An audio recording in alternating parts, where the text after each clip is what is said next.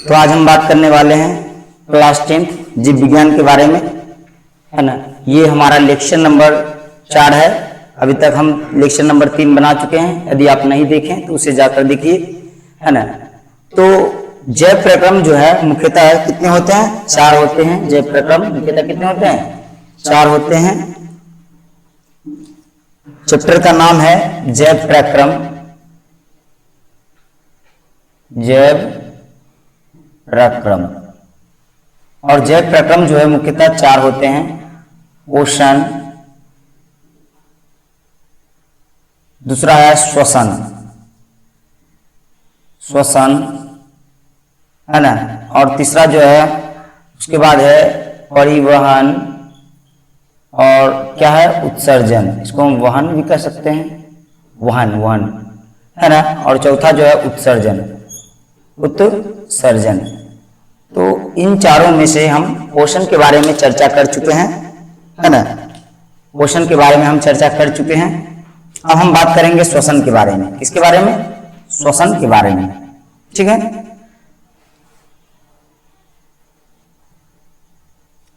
तो सबसे पहला है कि श्वसन क्या है? श्वसन, श्वसन क्या है? तो जो हम लोग पचे हुए भोजन, हम लोग जो है जो भोजन करते हैं वो अंदर की ओर ग्रहण करते हैं, उनका पाचन होता है। और पचे हुए भोजन का जो उपयोग है वो कोशिका में हो पाता है ना। कहाँ हो पाता है? कोशिका में। कोशिका में, कोशिका के अंग में माइटोकॉन्ड्रिया, है ना। माइटोकॉन्ड्रिया में उस पचे हुए भोजन का विखंडन होता है ना। और सभी जैव प्रक्रमों के लिए, मतलब जितने भी हमारे शरीर में जैव प्रक्रम है, चाहे वो पोषण हो, परिवहन हो, उत्सर्जन हो, ये तो प्रचलन, मतलब किसी भी प्रकार का जैव प्रक्रम को करने के लिए हमें ऊर्जा की आवश्यकता होती है। और ऊर्जा हमें कहाँ से मिलता है? तो श्वसन के माध्यम से। ऊर्जा जो है भोजन खाने से नहीं मिलता है।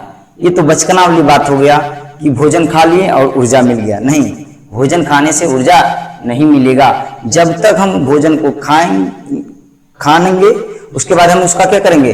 पाचन करेंगे। और पाचन के बाद जो है उसका अवशोषण करेंगे।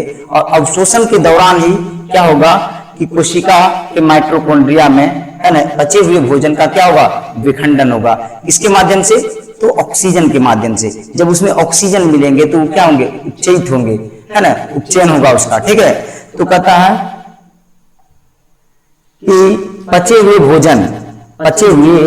भोजन का उपयोग कोशिका में हो पाता है ना। सभी जैव प्रक्रमों के लिए, सभी जैव प्रक्रमों के लिए, सभी जैव प्रक्रमों के लिए, है ना। जिससे सभी जैव प्रक्रमों के लिए हमें क्या मिल पाता है? ऊर्जा मिल पाता है ना। और ये कहाँ होता है? कोशिका में। इसीलिए हम इसको कहते हैं कोशिकीय श्वसन। लिखेंगे पोषण द्वारा, है ना, पोषण द्वारा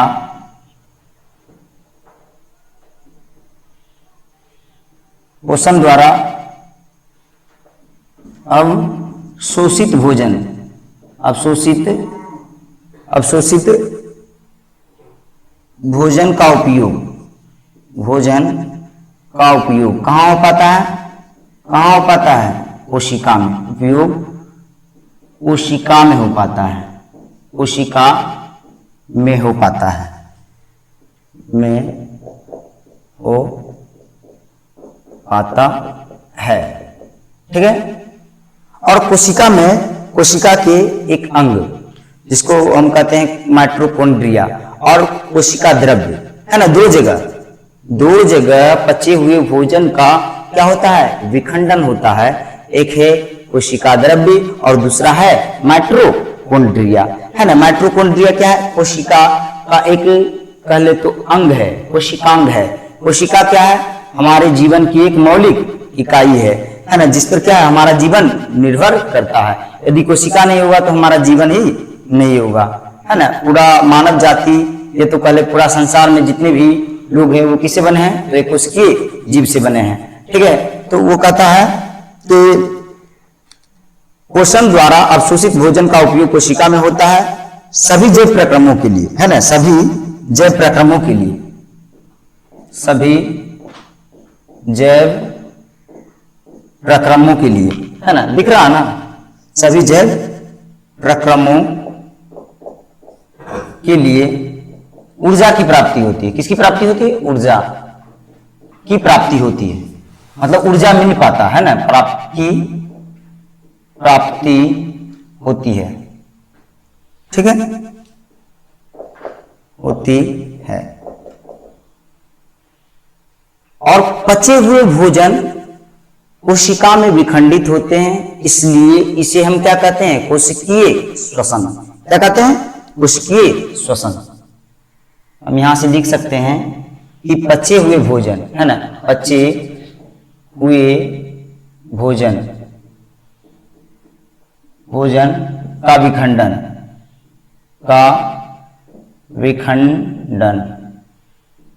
कोशिका में होता है। कोशिका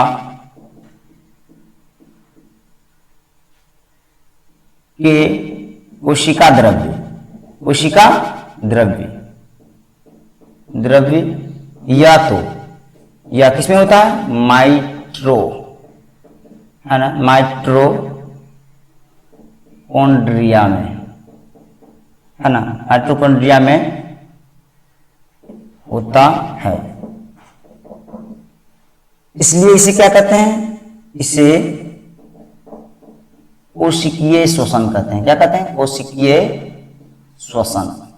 कोशिकीय श्वसन कहते हैं। क्या कहते हैं? कोशिकीय श्वसन कहते हैं, है ना। तो ये हो पाता है, मतलब कहने का अर्थ है कि जो हम लोग भोजन ग्रहण करते हैं, उनका पाचन होता है, उनका अवशोषण होता है। अवशोषण कहाँ से होता है? तो छोटी आंत के दीर्घरोम, है ना, दीर्घरोम होते हैं, है, अंगुली प्रवर्धन, जैसे इस तरह से अंगुली जैसा निकला होता है, छोटी आंत में छोटा छोटा, जैसे दिखता है किस प्रकार से गाड़ी का जो टायर होता है उसमें निकला होता है ना, उस तरह से निकले होते हैं। वो क्या करते हैं? पचे हुए भोजन को खींचते हैं, है ना, और रुधिर में मिलाते हुए प्रत्येक कोशिका तक पहुंचाते हैं। क्लियर है? अब प्रत्येक कोशिका में ऑक्सीजन पहुंच पाता है ना, किसके माध्यम से? श्वसन के माध्यम से। और वो ऑक्सीजन क्या करते हैं? किसी भी भोजन को उपचयित कर देते हैं। क्या कर देते हैं? उपचयित कर देते हैं। और उपचयित होने के बाद ही क्या होता है? ऊर्जा मुक्त होते हैं, और उस ऊर्जा का उपयोग हम किसमें करते हैं? अनुरक्षण में कर पाते हैं। ठीक है, तो कहता है जो ग्लूकोज का जो विखंडन है, ऊर्जा का जो विखंडन है, विभिन्न प्रकार से हो पाता है ना। ग्लूकोज का जो विखंडन है वो विभिन्न प्रकार से हो पाता है। ग्लूकोज का जो रासायनिक सूत्र होगा C6H12O6, मतलब इसमें 6 कार्बन है। कितने कार्बन है? 6 कार्बन है। और ये जो 6 कार्बन है वह 3 कार्बन वाले पाइरुवेट के रूप में विखंडित होंगे। कितने कार्बन के रूप में? 3 कार्बन के रूप में। मतलब उसके पास 6 कार्बन है तो वो 3 कार्बन, है ना, के रूप में टूटेंगे। ठीक है, पाइरुवेट प्लस ऊर्जा। पाइरुवेट का मतलब हुआ कि जो अन्य चीजें हैं, ऊर्जा को छोड़कर जो भी बेकार है ना, वो सभी चीजें, है ना, जो हमारे लिए उपयोगी नहीं है। तो इस प्रकार से होगा। अब हम देखेंगे कि विभिन्न पाथों द्वारा, यानी विभिन्न रास्तों द्वारा, है ना, ग्लूकोज का विखंडन, है, विभिन्न रास्तों द्वारा ग्लूकोज का विखंडन। तो सबसे पहले हम इसको मिटा लेते हैं।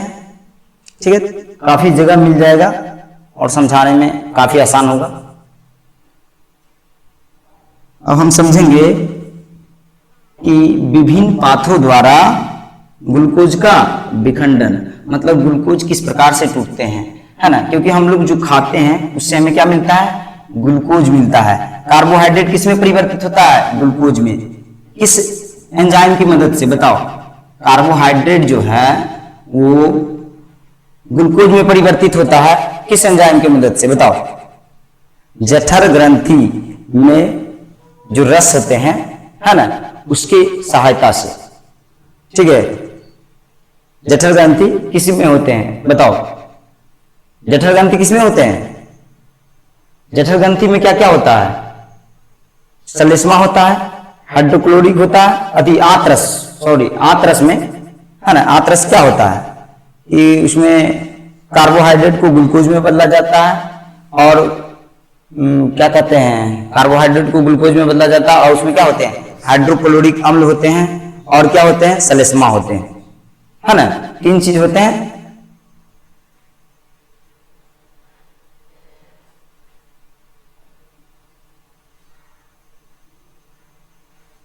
जठर ग्रंथि है ना, जठर ग्रंथि में क्या होते हैं, तो पेप्सिन हो गया, हाइड्रोक्लोरिक अम्ल हो गया और श्लेष्मा हो गया, ये 3 चीज होते हैं, है ना। और यहाँ पर कार्बोहाइड्रेट को किसमें बदला जाता है, ग्लूकोज को। कौन बदलता है, तो पेप्सिन। कौन बदलता है, पेप्सिन। ठीक है, तो हम बात करते हैं श्वसन। ग्लूकोज का विभिन्न पाथों के द्वारा विखंडन, है ना, ग्लूकोज का विभिन्न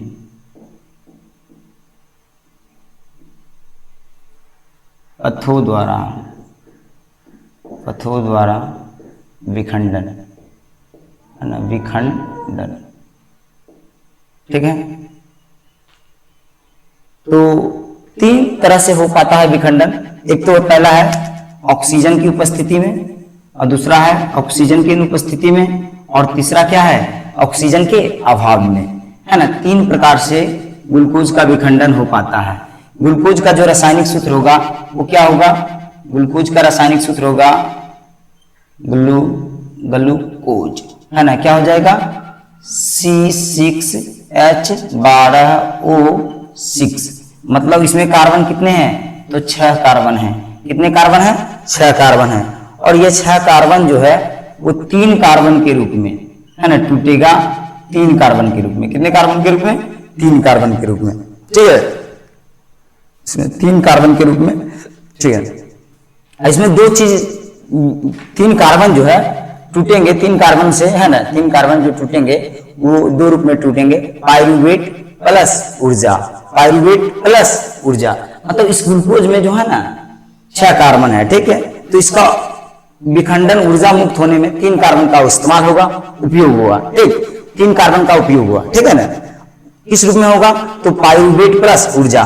पायरुवेट का मतलब क्या है, अन्य चीजें, है ना,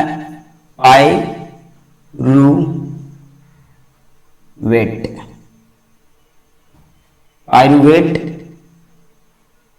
प्लस क्या होगा, ऊर्जा, है ना, पायरुवेट प्लस ऊर्जा। ठीक है, पायरुवेट प्लस ऊर्जा। ठीक है, तो पायरुवेट प्लस ऊर्जा के रूप में मुक्त होंगे, वो भी 3 तरह से। कितने तरह से, 3 तरह से होंगे। इनके 3 हैं, 3 तरह से होंगे। पहला तो हो जाएगा वो हमारा हो जाएगा ऑक्सीजन की अनुपस्थिति में। पहला क्या हो जाएगा, ऑक्सीजन की अनुपस्थिति में, है ना, ऑक्सीजन की अनुपस्थिति में। लिखते हैं ऑक्सीजन की अनुपस्थिति में, मतलब जब ऑक्सीजन नहीं होगा, ऑक्सीजन की अनुपस्थिति,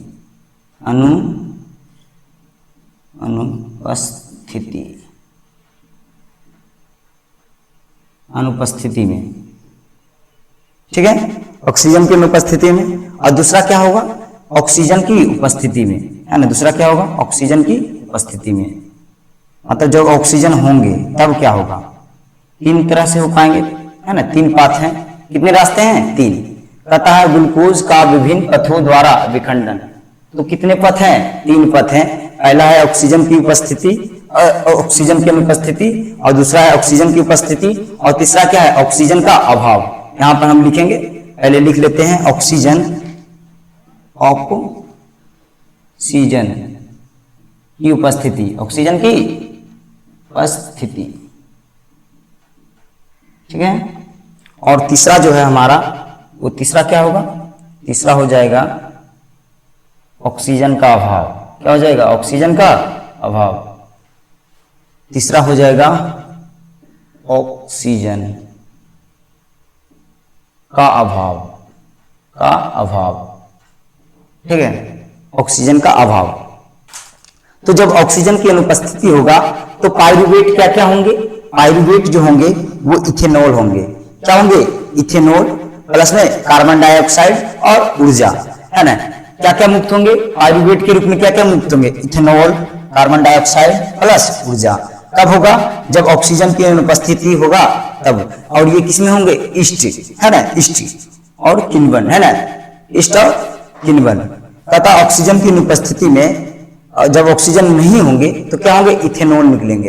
इथेनॉल क्या है, एक प्रकार का केमिकल है, एक प्रकार का रसायन है, ठीक है ना। तो क्या मुक्त होंगे, इसमें क्या मुक्त होंगे, इथेनॉल, है ना, इथेनॉल प्लस क्या होंगे, कार्बन डाइऑक्साइड, है ना, कार्बन डाइऑक्साइड, और प्लस में क्या होंगे, ऊर्जा मुक्त होंगे। क्या होंगे, ऊर्जा मुक्त होंगे। क्लियर है। ये किसमें हो पाएगा, तो ऑक्सीजन की अनुपस्थिति में। किसमें हो पाएगा, ऑक्सीजन की अनुपस्थिति में हो पाएगा।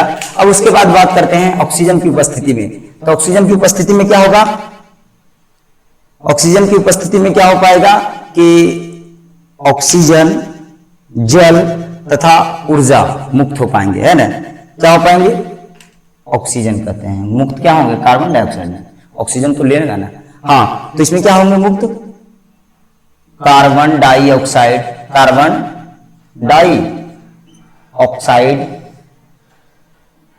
ऑक्साइड, ठीक है, प्लस में जल, और प्लस में क्या होंगे, ऊर्जा मुक्त होंगे, है ना। और इसमें क्या है, ऑक्सीजन मिलेगा, है ना, जाकर मिलेगा इसमें ऑक्सीजन।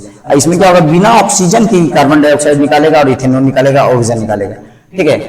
ये हमारा हो गया पायरूवेट, ठीक। आगे हम बात करते हैं ऑक्सीजन का अभाव। जब ऑक्सीजन का अभाव होगा तो क्या होगा, तो कहता है कि लैक्टिक अम्ल, है ना, कौन सा अम्ल, लैक्टिक अम्ल, और क्या होंगे, तो लैक्टिक अम्ल होंगे और कार्बन डाइऑक्साइड होगा, है ना, लैक्टिक अम्ल और ऊर्जा होंगे, बस लैक्टिक अम्ल और ऊर्जा होंगे। कौन होंगे, लैक्टिक अम्ल, है ना, प्लस ऊर्जा, लैक्टिक अम्ल, अम्ल प्लस में ऊर्जा, ऊर्जा, है ना, लैक्टिक अम्ल प्लस में ऊर्जा। तो ये जो है ऑक्सीजन की उपस्थिति में होता है, किसमें होता है, ईस्ट में होता है। किसमें होता है, ईस्ट में, है ना। यहां पर हम लिख सकते हैं ये किसमें हो पाता है, तो ईस्ट में हो पाता है ना, ईस्ट में हो पाता है, ठीक है। ये घटना किसमें हो पाता है, ईस्ट में, ठीक है। और ये जो है मनुष्यों में हो पाता है, किसमें हो पाता है, मनुष्य में, मनुष्य में, ठीक है। और ये जो है किसमें हो पाता है, हमारी मांसपेशियों में, हमारी मांसपेशियों में, है ना। जहां पैर होता है ना, वहां पर, वहां जो है ना ऑक्सीजन का अभाव होता है, कमी होता है। जबकि हीमोग्लोबिन, है ना, हीमोग्लोबिन को हम क्या कहते हैं, श्वसन वर्णक। यदि हीमोग्लोबिन नहीं होता तो ऑक्सीजन प्रत्येक जगह नहीं पहुंच पाते। सोचो, हीमोग्लोबिन इतना बेहतरीन चीज है कि ऑक्सीजन सभी जगह पहुंचा पाता है, लेकिन हीमोग्लोबिन के होते हुए भी ऑक्सीजन की कमी हो जाता है। कहाँ, तो हमारी मांसपेशियों में। क्यों, क्योंकि हमारी मांसपेशियां जो है काफी जकड़ी हुई है, काफी जटिल है, ठीक है, काफी क्या है, जकड़ी हुई, काफी जटिल है। इसलिए वहां क्या ऑक्सीजन की कमी हो जाता है, तो लैक्टिक अम्ल बनाता है और ऊर्जा बना देता है, और ये पेशीय कोशिका के लिए काम में आ जाता है। इसमें कोई दिक्कत नहीं है। चलो, तो ये तीन प्रकार से, ये तीन पथ हैं जिससे कि, है ना, ग्लूकोज का विखंडन हो पाता है, वो ऊर्जा के रूप में मुक्त हो पाते हैं, ठीक। देखो, कहता ग्लूकोज का विभिन्न पाथों द्वारा विखंडन, है ना। ग्लूकोज का रासायनिक सूत्र क्या होता है, C6H12O6, है ना। इसमें 6 कितने हैं, 6 कार्बन है, तो 6 कार्बन यहाँ लिख दिया गया है। अब ये 6 कार्बन जो है 3 कार्बन के रूप में टूटेंगे, है ना। 3 ही कार्बन का ही इस्तेमाल होगा, इसके रूप में, पायरूवेट और ऊर्जा के रूप में, है ना। ये पायरूवेट मतलब हो गया जो कार्बन डाइऑक्साइड हो गया, लैक्टिक अम्ल हो गया, चाहे इथेनॉल हो गया, है ना, ये सब के रूप में होंगे, और ऊर्जा है ना। तो यहाँ पर क्या है, इथेनॉल, कार्बन डाइऑक्साइड प्लस ऊर्जा, है ना, किसमें, ऑक्सीजन की उपस्थिति में। जब ऑक्सीजन नहीं होगा तो ईस्ट क्या करेगा, इथेनॉल बना लेगा, है ना, रासायनिक अभिक्रिया करके कार्बन डाइऑक्साइड बना लेगा और ऊर्जा बना लेगा, ठीक है, वातावरण के साथ रासायनिक अभिक्रिया करके, ठीक है। ईस्ट का ये काम है, ठीक। और उसके बाद क्या है, ऑक्सीजन की उपस्थिति में क्या होता है कि मनुष्य क्या करता है कि ऑक्सीजन लेता है और कार्बन डाइऑक्साइड और जल और ऊर्जा बना देता है कि नहीं, इतना चीज बनाता है। और हमारी मांसपेशियां क्या करता है कि लैक्टिक अम्ल बनाता है और ऊर्जा बनाता है ना, लैक्टिक अम्ल प्लस ऊर्जा, मतलब उसके पास जो भी पहले से होते हैं, है ना, कार्बन, उसका इस्तेमाल करके वो लैक्टिक अम्ल और ऊर्जा बना देता है, ठीक। लेकिन उसके पास क्या, ऑक्सीजन पहुंच पाता है ना, पहुंच पाता है, लेकिन बहुत बहुत कम पहुंच पाता है। वहां पर क्या होता है, ऑक्सीजन का अभाव होता है, ऑक्सीजन का क्या होता है, कमी होता है, ठीक है। तो ये 3 पथों के माध्यम से ग्लूकोज का विखंडन हो पाता है। अब आगे हम बात करेंगे कि श्वसन जो होते हैं दो प्रकार के होते हैं। श्वसन कितने प्रकार के होते हैं? दो प्रकार के होते हैं, एक वायवीय श्वसन, एक अवायवीय श्वसन। वायवीय श्वसन में क्या होता है कि कोई भी जो है कार्बन है, ये तो कोई भी ऊर्जा है, वो सही से उपचयित हो पाते हैं। क्या हो पाते हैं? उपचयित, मतलब उसका उपचयन हो पाता है सही से, ठीक है। ऑक्सीजन की उपस्थिति में होता है, और यहाँ पर क्या होता है? ग्लूकोज का, है ना, ऊर्जा यहाँ क्या कौन है? ग्लूकोज। तो ग्लूकोज का जो है पूर्ण उपचयन हो पाता है, मतलब पूरी तरह से इसमें ऑक्सीजन मिल पाते हैं। जब ऑक्सीजन मिलता है तो यहाँ पर क्या बेहतर ऊर्जा बन पाते हैं, है ना। ऑक्सीजन की उपस्थिति में क्या है? बेहतर ऊर्जा बन पाते हैं, और ऑक्सीजन की अनुपस्थिति में क्या है? बेहतर ऊर्जा नहीं बन पाते हैं, है ना। तो ये जीव भी तो है इष्ट। इष्ट कौन है? एक कोशिकीय जीव है, और जिसको ऊर्जा की आवश्यकता है ही नहीं, ज्यादा है, ज्यादा नहीं है, तो इसको नहीं बन पाता है ज्यादा, है कि नहीं। और मनुष्य को क्या चाहिए? ज्यादा ऊर्जा चाहिए, तो ये ऑक्सीजन की उपस्थिति में करता है। मांसपेशियों में क्या होता है? थोड़ा सा कमी हो जाता है। मांसपेशियां किसमें होते हैं? मनुष्य में ही होते हैं, है ना। मनुष्य के ही मांसपेशियों के बारे में बात किया जा रहा है। तो श्वसन दो प्रकार के होते हैं, वायवीय श्वसन और अवायवीय श्वसन। वायवीय श्वसन किसमें होते हैं? ऑक्सीजन की उपस्थिति में। अवायवीय श्वसन किसमें होते हैं? ऑक्सीजन की अनुपस्थिति में, है ना। वायवीय श्वसन में क्या होता है? ग्लूकोज का पूर्ण उपचयन हो पाता है। उपचयन मतलब ऑक्सीजन का मिलना, क्या कहलाएगा? उपचयन, है ना। जिसमें ऑक्सीजन मिल रहा है, मतलब वो ऑक्सीकृत हो पा रहा है। क्या हो पा रहा है? ऑक्सीकृत। और ऑक्सीजन नहीं मिल पा रहा है तो ऑक्सीकृत नहीं हो पा रहा है। क्लियर है? बात समझ में आ रहा है? और इसमें क्या है कि वायवीय श्वसन में ऊर्जा मुक्त होंगे। कैसे होंगे ऊर्जा मुक्त? तो ज्यादा ऊर्जा मुक्त होंगे, 36 एटीपी के आसपास ऊर्जा मुक्त होंगे, है ना। और ये क्या है? अवायवीय श्वसन में क्या है? 2 एटीपी के आसपास ऊर्जा मुक्त हो पाएंगे, लगभग में ये अप्रोक्स है, ठीक। समझा कि ना। ऐसे मनुष्यों में जो है ना ऊर्जा मुक्त होंगे 30 पॉइंट, है ना, 5 जूल के, है ना, इस प्रकार से एटीपी के रूप में, है ना। एटीपी का फुल फॉर्म क्या होता है? एंड्रियोनोसिस ट्राइफॉस्फेट, ठीक है। तो हम बात करते हैं श्वसन दो प्रकार के होते हैं, वायवीय श्वसन और अवायवीय श्वसन। इसको हम मिटा लेते हैं।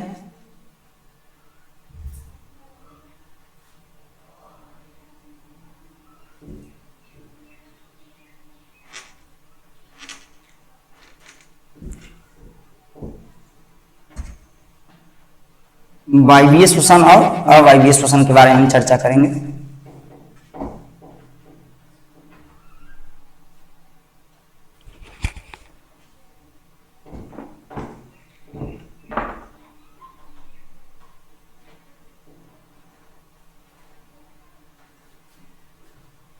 श्वसन दो प्रकार के होते हैं। कितने प्रकार के होते हैं? दो प्रकार के, है ना। श्वसन दो प्रकार के होते हैं।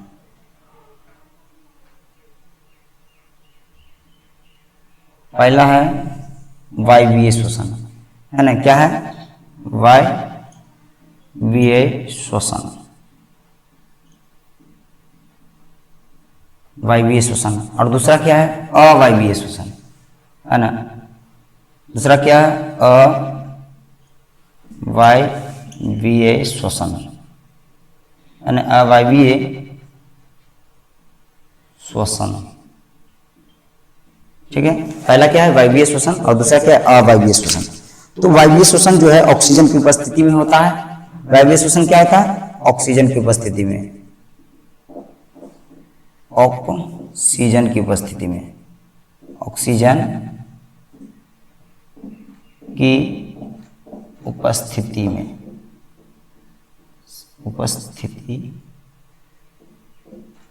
उपस्थिति में, है ना।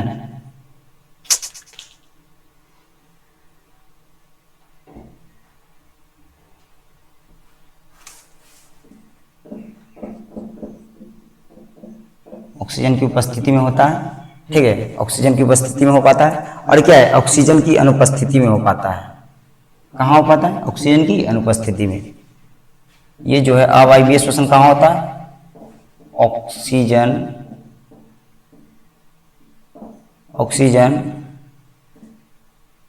की अनुपस्थिति में,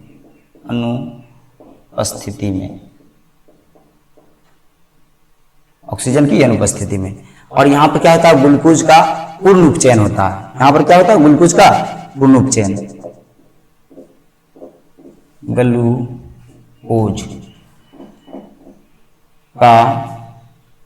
ग्लूकोज का पूर्ण उपचयन, है ना, पूर्ण उपचयन, ठीक है। और यहां पर क्या होता है, ग्लूकोज का अपूर्ण उपचयन, है ना। अपूर्ण मतलब पूरी तरीके से नहीं हो पाता है। ग्लूकोज का क्या लिखेंगे दूसरा में, ग्लूकोज का अपूर्ण उपचयन, है ना, उपचयन, ठीक है, क्लियर है। उसके बाद हम तीसरा में बात करेंगे कि वायवीय श्वसन में जो है वो वायवीय श्वसन कहाँ हो पाता है, तो कोशिका द्रव्य में और माइटोकॉन्ड्रिया में, है ना। ये बात हम आगे भी कर चुके थे पहले भी, है ना। वायवीय श्वसन कहाँ हो पाता है, तो हम लिखेंगे यह श्वसन, है ना, यह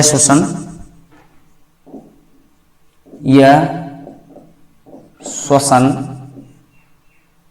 कोशिका द्रव्य, है ना, कोशिका द्रव्य और वह ऐसे भी लिख सकते हैं, वह माइटोकॉन्ड्रिया में कहाँ होता है, माइटोकॉन्ड्रिया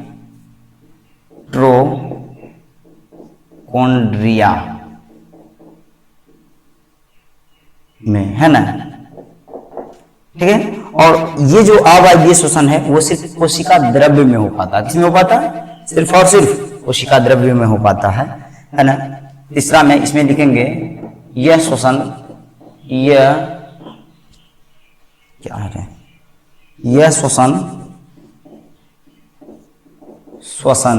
कहाँ हो पाता है, कोशिका द्रव्य में, कहाँ हो पाता है, कोशिका द्रव्य में, ठीक है।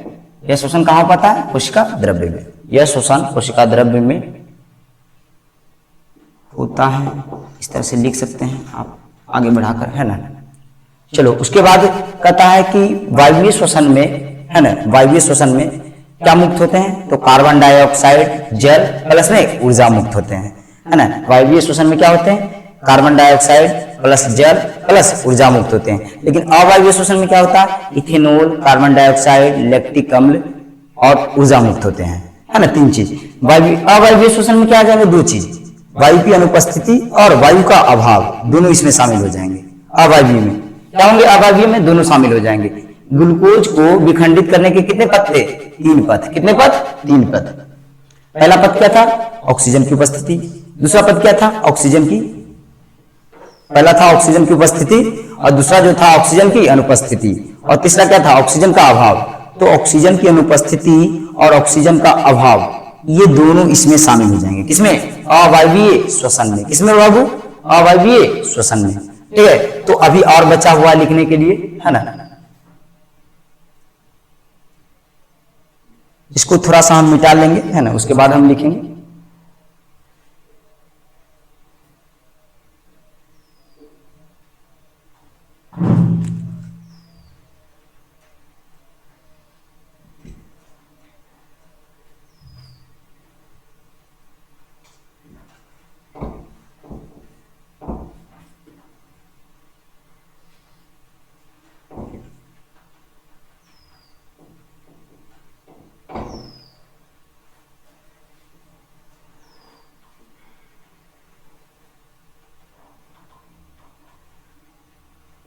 हम लिख दिए थे कि यह श्वसन जो है कहाँ होता है, तो कोशिका द्रव्य और माइटोकॉन्ड्रिया में होता है ना। उसके बाद लिखेंगे, चौथा लिखेंगे, इस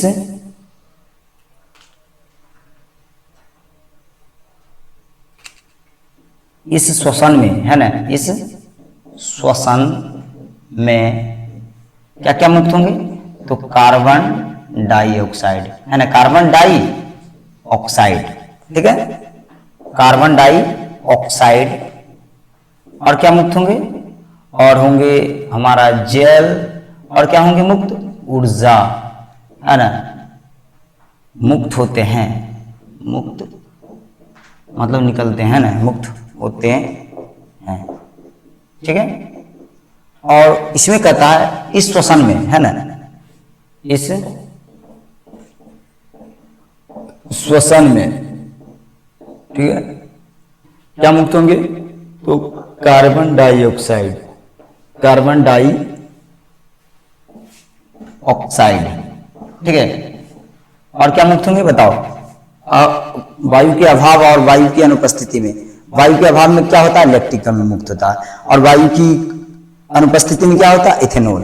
तो दोनों को शामिल करेंगे, कार्बन डाइऑक्साइड हो गया है ना, उसके बाद क्या हो गया? इथेनॉल, है ना, इथेनॉल, ठीक है। और क्या हो जाएगा? लैक्टिक अम्ल। क्या हो जाएगा? लैक्टिक अम्ल, है ना, लैक्टिक अम्ल, ठीक है। और क्या होंगे? मुक्त, ऊर्जा मुक्त होंगे। क्या होंगे? मुक्त, ऊर्जा मुक्त होते हैं, मुक्त होते हैं। तो कितनी ऊर्जा होते हैं? तो इसमें जो है 36 एटीपी के रूप में मुक्त होते हैं। इसमें क्या होता है? 2 एटीपी के रूप में होते हैं, 2 एटीपी के आसपास, है ना, 2 एटीपी के आसपास, है ना, कुल ये अप्रोक्स है, लगभग है, ठीक है। और ये किसमें होता है? तो ये मानव में होते हैं। किसमें होते हैं? मानव में, है ना। और ये ईस्ट में हो पाता है। किसमें हो पाता है? ईस्ट में, ठीक है। और हमारी मांसपेशियों में भी होता है अवायवीय श्वसन, ठीक है। तो ये ईस्ट हो गया, ये मानव हो गया।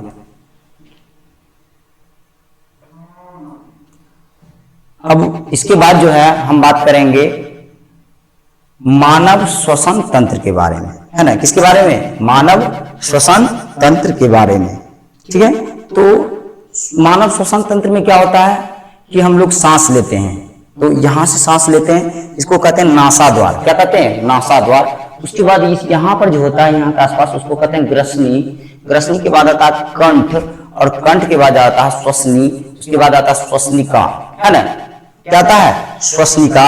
उसके बाद जो है हमारा आ जाता है फुफ्फुस, जिसको हम कहते हैं फेफड़ा। और फेफड़ा में छोटी इकाई क्या होता है? कुपिका, जो क्या करता है? वायु को छानने का कार्य करता है ना। और क्या आ जाता है उसके बाद? रुधिर वाहिकाएं। क्या आ जाता है? रुधिर वाहिकाएं। तो इसके बाद हम बात करेंगे मानव श्वसन तंत्र के बारे में। जब हम सांस लेते हैं तो किससे लेते हैं? नासा द्वार से, है ना। उसके बाद कहाँ जाता है? ग्रसनी में। ग्रसनी के बाद कहाँ जाता है बताओ? कंठ। और कंठ के बाद कहाँ जाता है? श्वसनी। श्वसनी के बाद कहाँ जाता है? श्वसनिका। और श्वसनिका के बाद कहाँ जाता है? तो फेफड़ा में, जिसको हम कहते हैं फुफ्फुस। क्या कहते हैं? फुफ्फुस, फेफड़ा, जहां से हवा भरता है और हवा क्या होता है? निकलता है। हवा भरता है और हवा निकलता है, और वही क्या करता है? हवा को निस्पंदित करते हैं, छानते हैं, है ना। फेफड़ा का एक छोटा इकाई होता है जो छानने का कार्य करता है, निस्पंदित करने का कार्य करता है। निस्पंदन मतलब क्या हुआ? छानना, है ना। जैसे छन्नी से हम लोग चाय को छानते हैं ना, ठीक उसी प्रकार से कुपिका का काम होता है वायु को छानना, है ना। ऑक्सीजन को ग्रहण करना, ऑक्सीजन को खींचकर किसमें मिलाना? रुधिर में। किसमें? रुधिर में। रुधिर मतलब खून में, है ना, जिसको हम कहते हैं ब्लड। ब्लड में मिलाना, है कि नहीं। और ब्लड में मिलाते हैं कौन? तो रुधिर वाहिकाएं। मतलब फुफ्फुस का काम क्या है? ऑक्सीजन को छानकर, है ना। और रुधिर वाहिका क्या करते हैं? ऑक्सीजन अति ब्लड में ऑक्सीजन को मिला देते हैं। जब रुधिर में ऑक्सीजन मिलता है तो उसको कैसा रुधिर कहते हैं? ऑक्सीजनित रुधिर। कौन सा रुधिर? ऑक्सीजनित रुधिर कहते हैं, ठीक है। तो आगे हम बात करते हैं मानव श्वसन तंत्र के बारे में।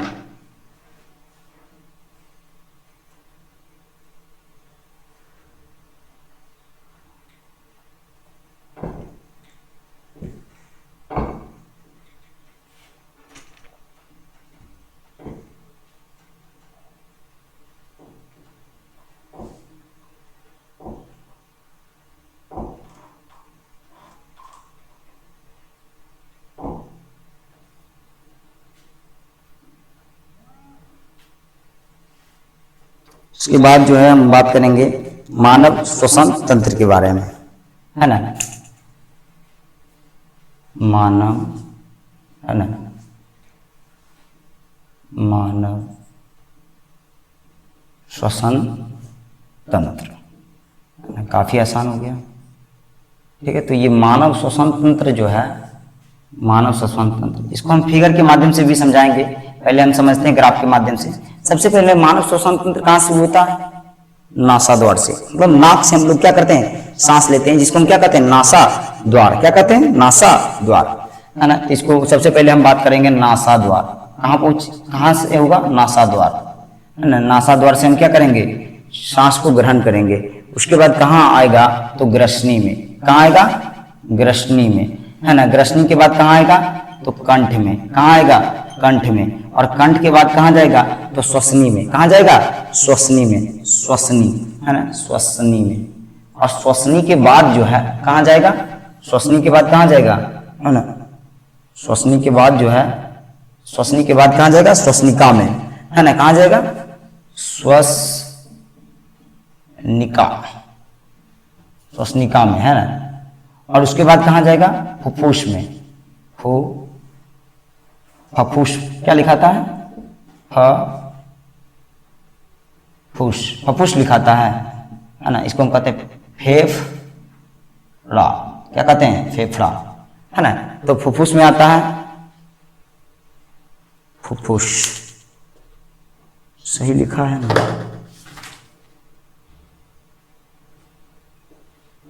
फुफ्फुस होता है ना, फुफ्फुस लीजिए, फुफ्फुस यानी फेफड़ा। और फेफड़ा से कहाँ आता है? तो फेफड़ा की छोटी इकाई को हम कहते हैं कुपिका। क्या कहते हैं? कुपिका। क्या कहते हैं? कुपिका, है ना। इसी को हम कहते हैं, इसको हम कह सकते हैं, क्या कह सकते हैं? इसको हम कहते हैं, इसको हम कहते हैं, देखो ना क्या इसका दूसरा नाम है कुपिका का। और कुपिका क्या करता है? तो हवा से क्या निकलता है? ऑक्सीजन निकलता है। क्या निकलता है? ऑक्सीजन, है ना। हवा से क्या निकलता है? ऑक्सीजन निकलता है। और कुपिका का जो दूसरा नाम है उसको हम कहते हैं, कुपिका का दूसरा नाम क्या है? हाँ, नेफ्रॉन कहते हैं उसको। क्या कहते हैं? नेफ्रॉन, है ना। नेफ्रॉन हो गया, नेफ्रॉन, नेफ्रॉन। दूसरा नाम क्या होगा? नेफ्रॉन, ठीक है। और नेफ्रॉन और ये जो शब्द है न्यूरॉन, काफी मिलता जुलता है। न्यूरॉन किसको कहते हैं? बताओ, न्यूरॉन किसको कहते हैं? कोशिका का जो छोटा होता है ना, छोटा कोशिका, कोशिका को हम कहते हैं, क्या कहते हैं? न्यूरॉन, है ना। तंत्रिका तंत्र के कोशिका को हम क्या कहते हैं? न्यूरॉन। तो यहाँ पर कुपिका को हम कहेंगे नेफ्रॉन। क्या कहेंगे? नेफ्रॉन, ठीक है। और देखो, हम लोग सांस लेते हैं नासा द्वार के माध्यम से। उसके बाद कहाँ जाता है? ग्रसनी होते हुए जाता है, कंठ के पास पहुंचता है, कंठ से श्वसनी में आता है, श्वसनी से श्वसनिका में आता है, और फुफ्फुस में आता है। फुफ्फुस क्या करता है? वायु, जो हवा आते हैं, जो भी गैस अंदर जाते हैं, है ना, उससे ऑक्सीजन को निकालता है ना। फुफ्फुस में क्या लगे होते हैं? कुपिका होते हैं, छोटे छोटे इकाई होते हैं, जिसको हम कहते हैं नेफ्रॉन। और नेफ्रॉन का काम क्या होता है? कि ऑक्सीजन को छानना और किसमें मिलाना? कुपिका के बाद जाता है रुधिर वाहिका में। कहाँ जाता है? रुधिर वाहिका में। कहाँ जाता है?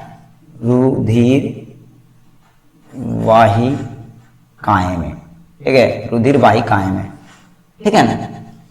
रुधिर वाहिकाएं में जाता है। तो ठीक है, अगले दिन हम बात करेंगे मानव श्वसन तंत्र के बारे में काफी डिटेल से, इसको फिगर बना करके भी समझाएंगे। वीडियो काफी लंबा हो जाता है ना। तब तक खुश रहिए, मस्त रहिए। मिलते हैं अब नेक्स्ट वीडियो में।